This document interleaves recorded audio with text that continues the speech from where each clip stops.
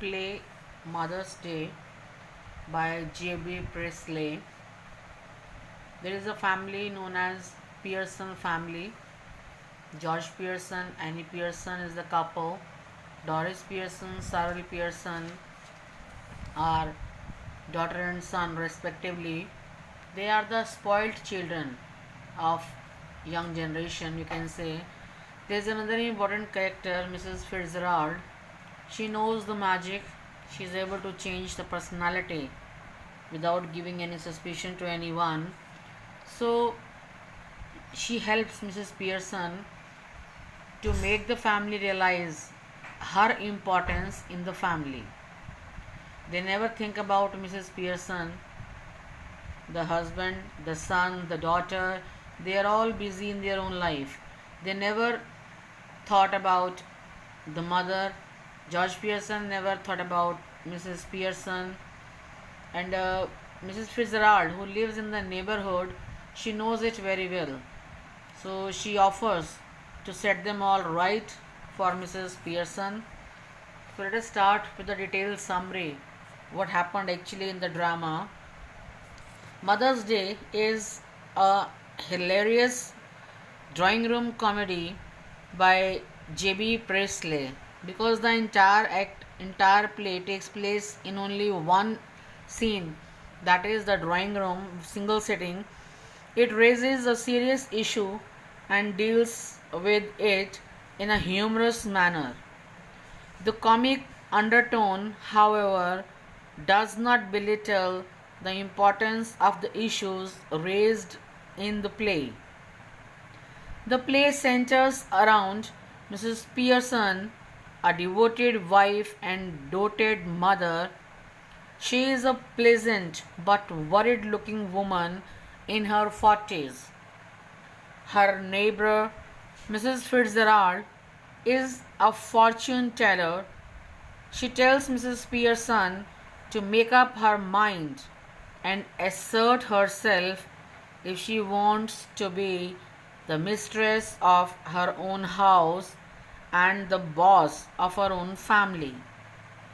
At present, Mrs. Pearson is reduced to the status of an unpaid domestic servant who does all the domestic chores without even being requested for them or thanked later on.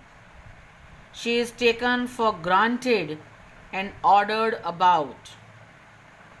Mrs. Fitzgerald tells her that husbands, sons, and daughters should take notice of wives and mothers, not giving them orders and treating them like dirt.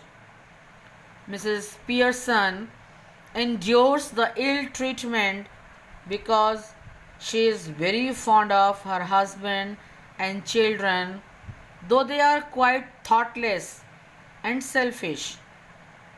She tries her best to have it out with them but does not know how to begin. She wants to get tea things ready as the members of her family are about to drop in. Mrs. Fitzgerald asks her to let them wait or look after themselves for once.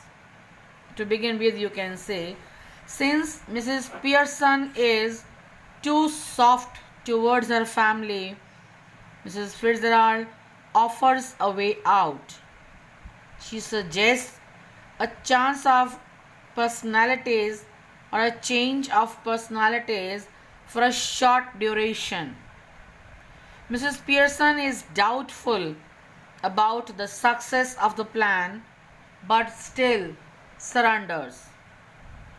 With the help of magic spell learnt in the East, Mrs. Fitzgerald carries out an interchange of personalities. Now, Mrs. Pearson, having the personality of her neighbor, becomes bold and dominating, and Mrs. Fitzgerald is nervous and fluttering. Doris Pearson, a pretty girl in her early 20s, is the first to face the cool and incisive mother. As usual, Doris, being a spoilt girl, asked her mother about her yellow silk dress. Mrs. Pearson keeps on smoking. Doris is astounded. She is surprised. However, she asks if they are having tea in the kitchen. Mrs. Pearson tells her very politely to have it wherever she likes. Doris angrily asks her if it isn't ready. Mrs. Pearson tells that she had what she wanted. She surprises her with the remark that she might go out later and get a square meal at the Clarendon. When Doris angrily asks her mother again whether she has ironed her yellow silk dress, Mrs. Pearson tells her that she puts in twice the hours she does and gets no wages or thanks for it. She criticizes her boyfriend Charles Spencer for having buck teeth and being half-witted. She tells Doris frankly that at her age she would have found somebody better than Charles Spence. Now it is the turn of Cyril Pearson. Again the spoilt brat, a young boy who asks for tea as soon as he enters. Since he has got a busy night that night, he asks his mother if she has put his things out. He reminds her of her promise. She tells him that she doesn't like mending. He objects of her talking like that. Mrs. Pearson gives him a bit of her mind. She tells him that they all do talk like that. If there is something at home he doesn't want to do, he doesn't do it. If it is something at his workplace, he gets the union to bar it. She says that she has also joined the movement. She then asks if they have any stout left. She goes to the kitchen and brings a bottle as she wants to drink. Cyril and Doris go into a huddle and whisper about the behavior of their mother. Doris states that she could not believe her eyes as she found the mother smoking and playing cards when she came in. Cyril had asked her if she was feeling off color, and she said she wasn't. Doris observes that she is suddenly all different. She made her cry not only by what she said, but by the way she said it and looked. Doris thinks that she has a concussion as a result of falling. Cyril asks if she has become slightly crazy. Meanwhile, Mrs. Pearson comes back from the kitchen. She is carrying a bottle of stout and half-filled glass. Cyril and Doris try to stop their gaffing and giggling. Mrs. Pearson regards them with contempt and asks them to behave according to their age. She finds nothing funny in their jokes. Doris is tearful again. She wants to know what they have done. Mrs. Pearson at once tells them that they have done nothing. They simply come in, ask for something, go out again, and then come back when there is nowhere else to go. Cyril tells her aggressively that he will find something to eat himself if she won't get tea ready. Mrs. Pearson tells him to help himself. When Cyril and Doris say that they have been working all day, Mrs. Pearson says that she has also done her 8 hours. She further says that now it will be 40 hours week for all, and she will have her 2 days off at the weekend. George Pearson, a self-important, pompous-looking man about 50, enters. He notices Doris in tears and then his wife sipping stout.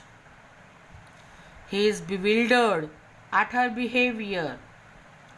He informs her that he won't have any tea as there is a special snooker match at night at the club and a bit of supper. Mrs. Pearson informs him that there isn't any tea. He is surprised at her answer. She tells him that people laugh at him at the club and call him Pompey Ompy Pearson because he is slow and pompous. George is horrified. She wants to know why he wants to spend so much time at a place where they are always laughing at him behind his back and calling his name. He leaves his wife alone at home each night. George is dazed and asks Cyril for confirmation. He staggers as Cyril confirms it. Cyril tells his mother that it's not fair of her to hurt his and his father's feelings. Mrs. Pearson remarks that sometimes it does people good to have their feelings hurt. The truth ought not to hurt anything or anybody for long. If he didn't go to the club so often, perhaps people would stop laughing at him. Cyril doubts it. His mother tells him that he knows nothing. He spends a lot of time and money at greyhound races, dirt tracks and ice shows. Mrs. Fitzgerald is at the door. Cyril calls her silly old bag. Mrs. Pearson tells him to ask her in and address her properly. Mrs. Fitzgerald is shocked to see how Mrs. Pearson is treating her husband and children. George re-enters and sits aside in armchair, smoking his pipe. Mrs. Pearson takes George to task for being impolite. George flares up as she rebukes him in the presence of their neighbor. He asks her if she has gone mad. Mrs. Pearson threatens to slap his face if he says that again. George is intimidated. She mockingly asks him to leave for the club.